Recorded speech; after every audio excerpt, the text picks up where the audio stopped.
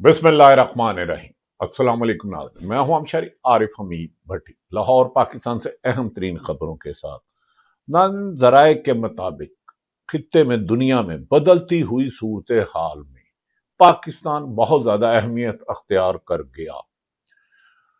पाकिस्तान इस्लामाबाद और रावलपिंडी में ये सोच पाई जा रही है कि मुल्क में इस वक्त इस्तेकाम लाने की जरूरत है और उसके लिए पीटीआई को इग्नोर नहीं किया जा सकता, जो इस मुल्क की सबसे बड़ी जमात है। और दूसरी तरफ नाज़रीन, खित्ते में बदलती हुई सूरत हाल पर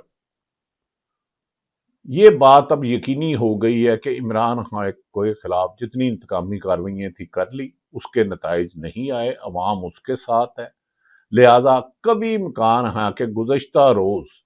स्पीकर कौमी असम्बली को इमरान खान के नामजद करता अपोजिशन लीडर महमूद खान अचकजई पर इत्तेफाक हो गया। अब देखना है कि आज उसका ऐलान करते हैं या नहीं करते।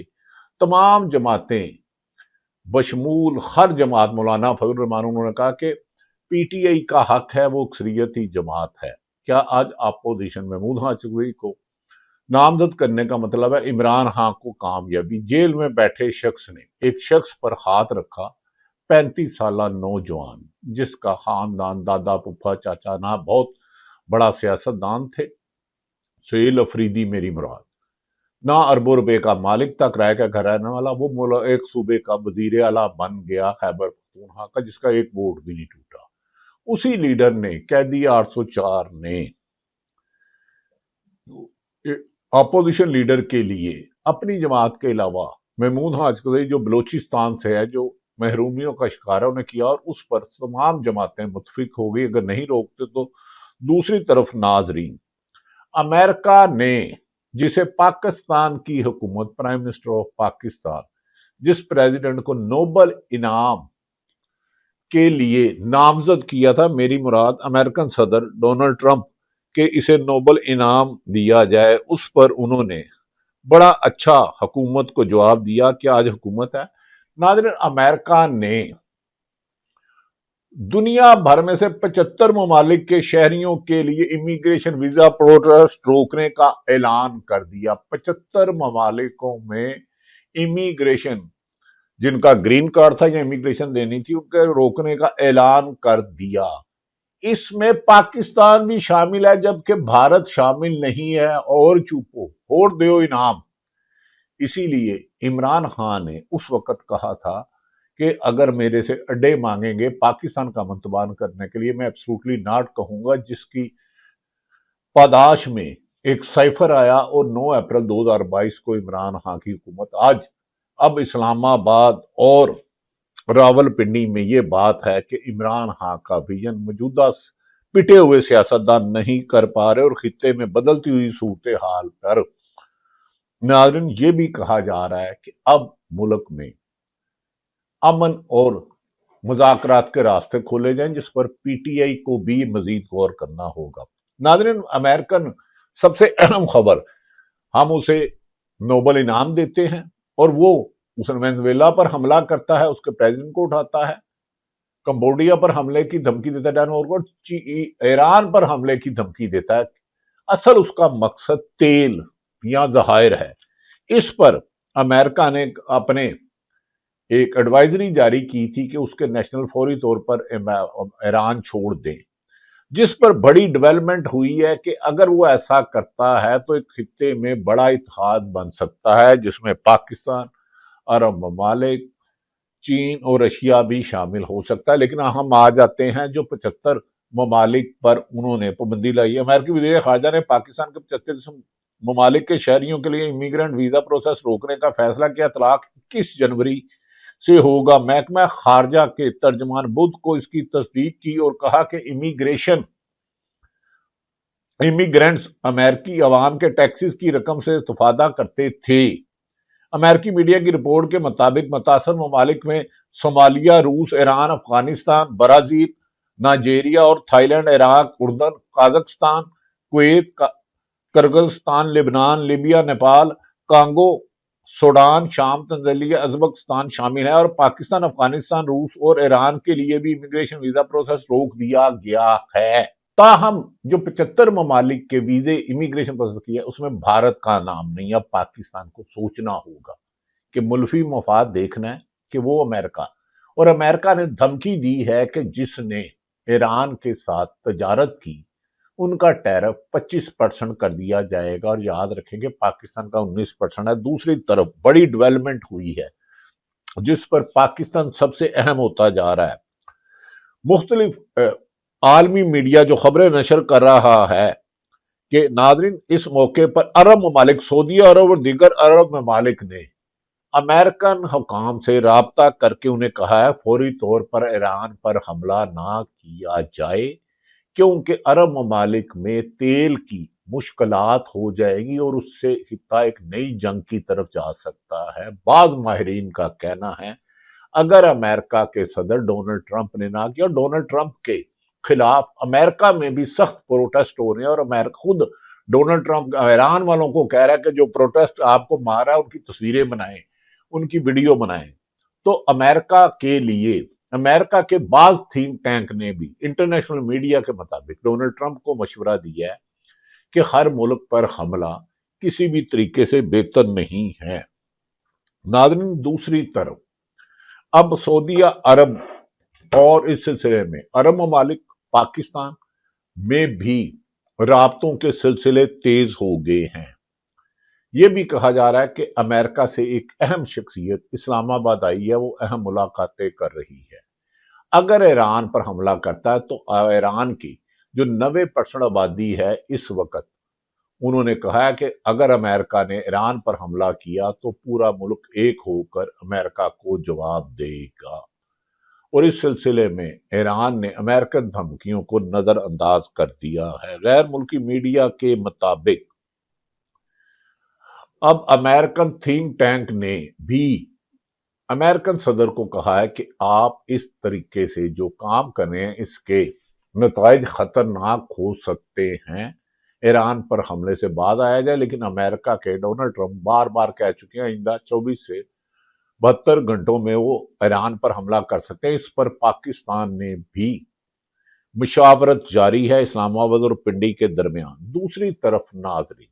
इमरान खान की कामयाबियों के लिए रास्ते हमवार किए जा रहे हैं। हित्ते में बदलती हुई सूरत हाल और ईरान का अमेरिका को धमकियां और अरब ममालिक का ईरान के साथ हमला ना करने पर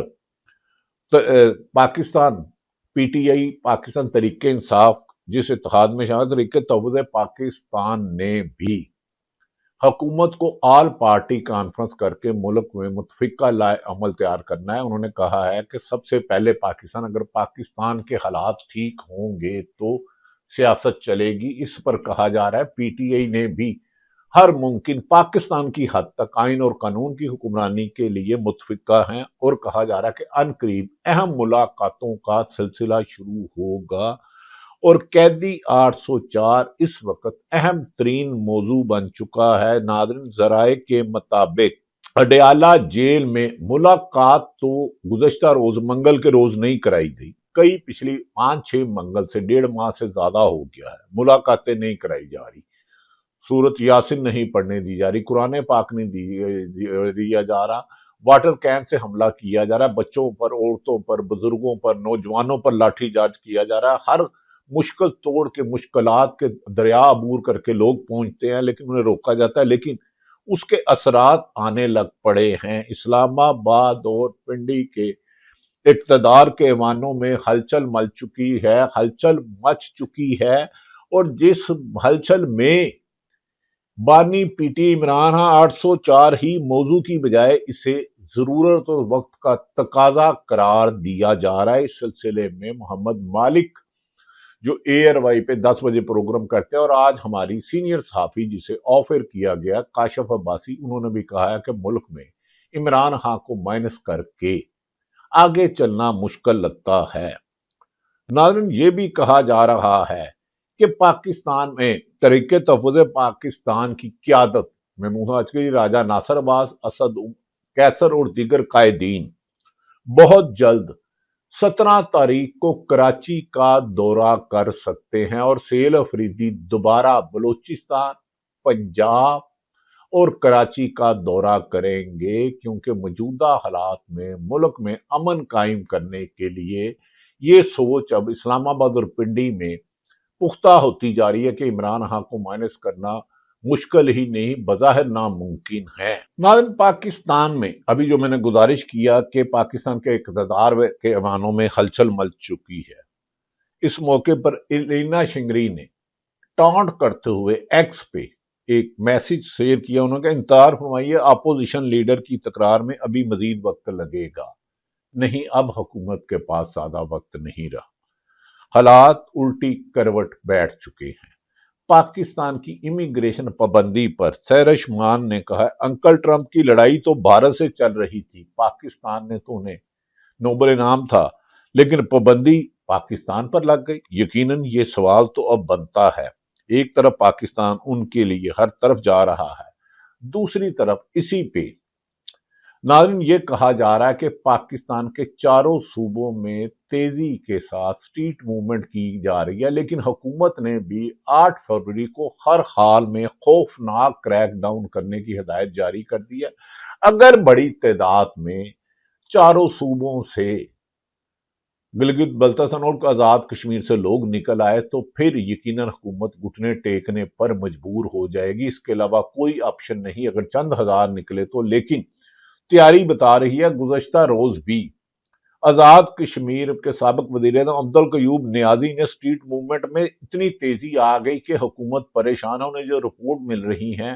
کہ اگر 8 فروری کو جتنی مرضی آپ پابندیاں لگائیں، آپ قتل و غارت کریں، گرفتاریاں کریں، چھاپے ماریں، مقدمہ درج کریں،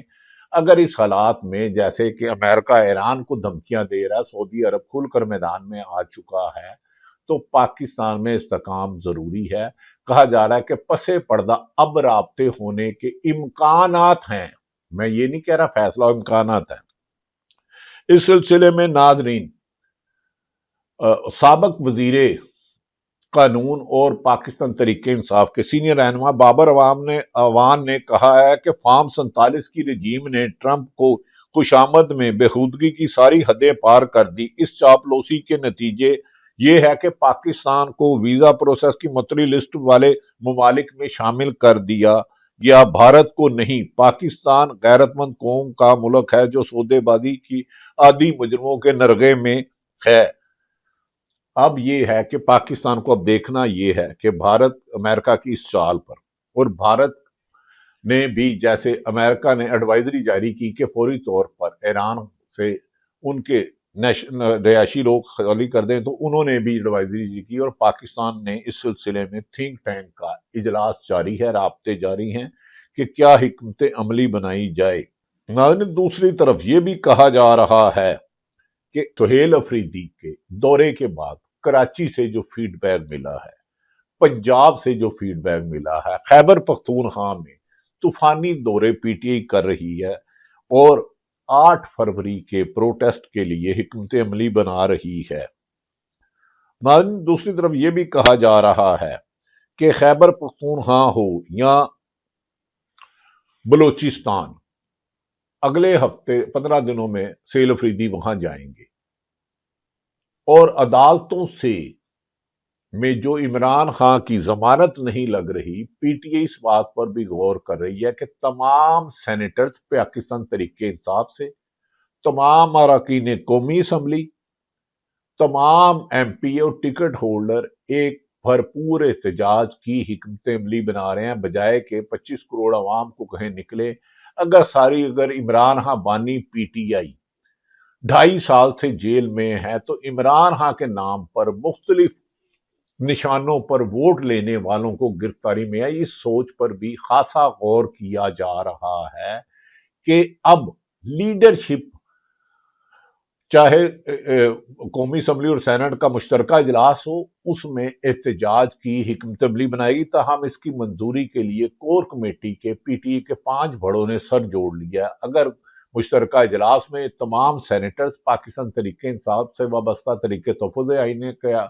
پاکستان کی قیادت، اراکین اسمبلی اور نامزد لوگ اتنی بڑی میں گرفتاری دیں گے، تو پاکستان میڈیا اگر دفن بھی رہا، خاموش بھی رہا، تو دنیا اس کو بریکنگ نیوز کے طور پر چلائے گی، اور یہ بریکنگ نیوز کا وزن اٹھانا حکومت کے اختیار میں نہ ہوگا۔ ناظرین، یہ بھی کہا جا رہا ہے کہ اب دنیا کی جو صورتحال ہے، ایک نیا اتحاد وجود میں آ سکتا ہے جس میں عرب ممالک، ایران، رشیا اور چین، کیونکہ ایران، چین اور رشیا نے امریکہ کے حملوں پر سخت احتجاج کیا تھا، اور یو این او نے بھی جب گرین لینڈ پر حملے کی دھمکی امریکہ نے دی تھی تو انہوں نے اس پر اپنا رد عمل ظاہر کیا تھا۔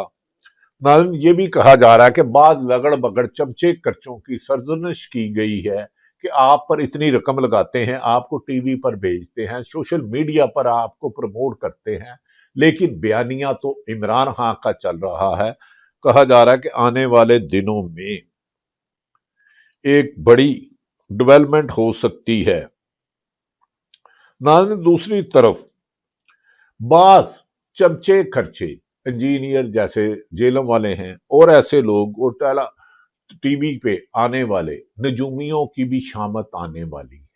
کیونکہ کہا جا رہا ہے کہ جیسے جیسے 8 فروری قریب آ رہا ہے اور امریکہ کے عزائم کھل کر بھارت کی طرف جا رہے ہیں، اور پاکستان نے بھی چاہے سیاسی قوتیں ہوں یا غیر سیاسی، انہیں پتا ہے پاکستان کی مفاد میں ہی فیصلہ ہوگا۔ پاکستان تحریک انصاف کے سابق سیکرٹری جنرل اسد عمر، جو کمپیریٹیولی بہتر گفتگو کرتے ہیں، انہوں نے کہا میرے ایران کی خارجہ پالیسی پر شدید تنقید تفاوضات رہے ہیں، لیکن اگر ایران اسرائیل کے امام پر تبدیلی کی کوشش ہوتی، یعنی کہ انہوں نے کہا رجیم چینج، جیسے پاکستان میں رجیم چینج ہوئی تھی سائبر پہ۔ ناظرین، یہ یاد رکھیں کہ امریکہ جن ملک ممالک میں آئل کے ذخائر ہے، معدنیات ہے، وہاں رجیم چینج جنگ یا سازش سے کرتا ہے میر جعفر اور میر صادقوں کے ذریعے۔ اس پر اسد عمر نے معافی چاہتا ہوں، انہوں نے کہا میرا ایران کی خارجہ پالیسی پر شدید تحفظات ہے، لیکن اگر ایران میں اسرائیل کی ماں پر تبدیلی کی کوشش ہوتی ہے تو میں بھی انقلاب ایران کے عوامی نعرے کے ساتھ ہم زبان ہو کر کہوں گا، مسلک من حسنی، رہبر من خمینی۔ اسد عمر صاحب، یہ رضوان غلزائی نے ان کا ٹویٹ کیا ہے۔ ناظرین، دوسری طرف صدر کے آرڈیننس پر اب آ جاتے ہیں پاکستان کے حالات پر کہ پاکستان میں اب یہ بات تو ہو چکی ہے۔ دوسری طرف ناظرین، آخر میں ویلاگ زیادہ لمبا ہو گیا ہے، خیبر پختونخوا کے سپیکر سباتی صاحب نے کہا ہے کہ سیکورٹی کمیٹی کو تمام وفاقی اور صوبائی ادارے ان کیمرہ بریفنگ دیں گے، اور پاکستان کا آئین یہ کہتا ہے، اور پاکستان کے آئین پر منوعاً عمل کرنا، چاہے سرکاری ادارے ہوں یا سیاستدان، ان کے فرائض میں شامل ہے، اس پر کوئی کمپرومائز نہیں کیا جائے گا۔ اس سلسلے میں سپیکر صوبائی اسمبلی خیبر پختونخوا نے واضح طور پر کہا ہے۔ ناظرین، دوسری طرف آپ کو ایک ٹوپی ڈرامہ لگا تھا 2 دن پہلے کہ ایک آرڈیننس جاری کیا گیا جس پر پریزیڈنٹ آف پاکستان یعنی کہ آصف علی زرداری کے دستخط نہیں تھے، جس پر نوید قمر نے اسمبلی میں سخت شور مچایا۔ انہوں نے کہا کہ مارشاء اللہ اور عامر اور ماضی میں 78 سال میں ایسا نہیں ہوا، جس پر وہ واپس ہوا، جس پر علینا شنگری کے پروگرام میں ایک عجیب ہی منطق دی ہے۔ یہ ڈاکٹر ایک عالمن پاکستان صدر